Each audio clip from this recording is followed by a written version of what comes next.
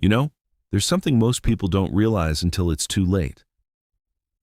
We spend years of our life saving money, cutting down expenses, working harder than we want to, just so one day we can afford a house. Not just any house, but a place we call our own. A place where we feel safe, where our family lives, where we think everything is secure. And when we finally get that house, when we walk inside for the first time, everything looks perfect. Fresh paint, smooth walls, shiny tiles, clean corners. It feels like a dream come true. But what if I tell you that this dream is not always what it looks like? What if I tell you that the house you trust so much could be hiding things you were never meant to notice? Not because they are impossible to see, but because no one tells you to look. And the people who know about these things don't really want you to know. Because the moment you understand these things, the way you look at a house completely changes. The first thing you need to understand is very simple. What you see is not always what you get. In fact, most of the time, what you see is carefully designed to impress you. Builders understand one thing very clearly. People don't fall in love with structure, they fall in love with appearance, so they focus heavily on how the house looks: smooth finishing, bright paint, modern design, fancy fittings. But behind that perfect finish, the reality can be very different. Inside the walls, there can be low-quality bricks, weak cement mix, improper alignment. But you don't see any of that because it's covered with plaster and paint. And that's the trick. A weak structure can be made to look strong just by improving the outer layer. And when you walk in, you judge everything based on that outer layer. You think the whole house is high quality, but in reality, only the surface is. At first, everything feels fine. You live comfortably, nothing seems wrong. But time doesn't hide the truth forever. Slowly, things start changing. Small cracks appear on the walls, paint starts peeling in corners, edges chip off, and you start wondering how a new house can start showing problems so soon. That's when you realize that what you saw on day one was not the real strength of the house, it was just presentation. And by the time you understand that, it's already your problem, not the builder's. Now think about water.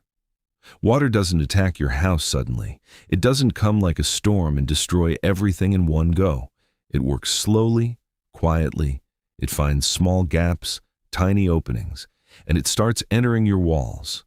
Waterproofing is supposed to stop this, but here's the problem. Waterproofing is invisible.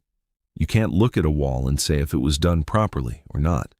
And because you can't see it, builders often take shortcuts here. They skip steps, use cheaper materials, or rush the process.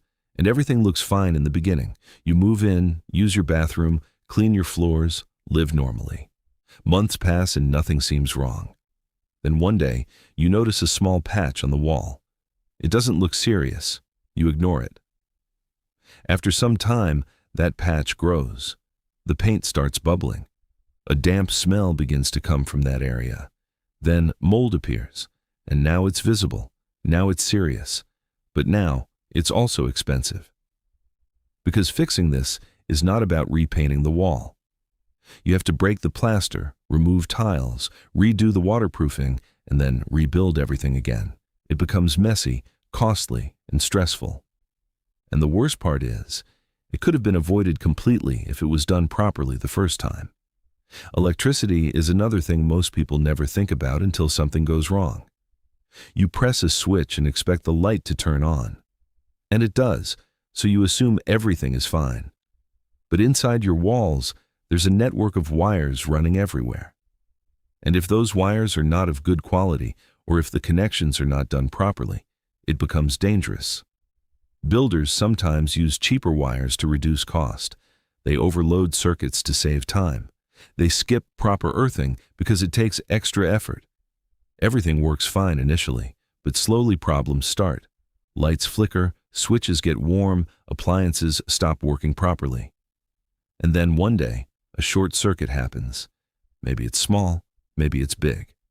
In worse cases, it can even lead to a fire. And the scary part is, you don't get a warning. Everything looks normal until something suddenly goes wrong. Because the problem was hidden from the start. The truth is, for many builders, this is a business. Their goal is to maximize profit, and one of the easiest ways to increase profit is to reduce cost. So they focus on things that buyers notice and save money on things that buyers don't.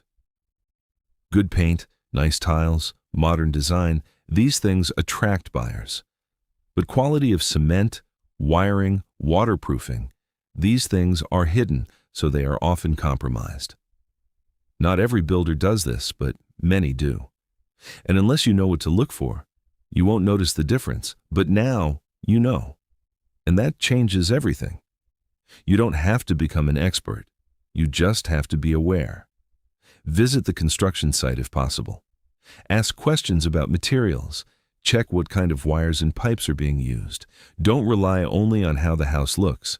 Try to understand how it is built. Take your time before making a decision. Don't rush because of pressure or excitement. A house is a long-term investment, and one small mistake can create problems for years. Also, read the documents carefully. Understand what is included and what is not. Check the warranty. Ask what happens if something goes wrong after you move in. Keep records of everything. Because if there is a problem later, those records can help you. At the end of the day, your house is not just a structure. It's where your life happens. It's where your family feels safe, and you deserve a house that is not just beautiful on the outside, but strong and reliable from the inside as well. The biggest problem is not that these issues exist. The biggest problem is that most people don't know about them. And now that you know, you have an advantage. Because once you understand these things, you don't look at houses the same way again. You don't just see paint and tiles. You start thinking about what's behind them. You start asking questions. You become careful. And that awareness can save you from a lot of trouble in the future. Most people learn these things after facing problems, but you don't have to. You can learn before making the decision. And that is the difference between a smart buyer and a careless one. So the next time you walk into a house and everything looks perfect, take a moment.